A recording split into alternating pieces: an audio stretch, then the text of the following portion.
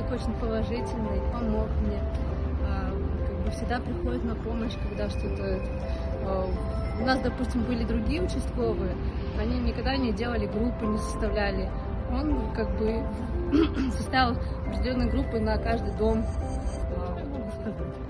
Если раньше были проблемы у нас с участковыми, то сейчас мы работаем очень тесно в контакте.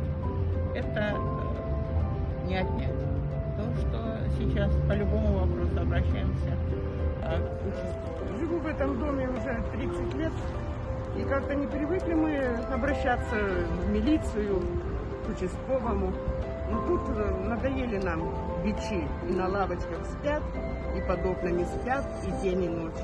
Соседи меня достали, выпивки, гулянки к Скову нашему, Держансал 1/1. Они говорят, спасибо большое. Ну, такие дела.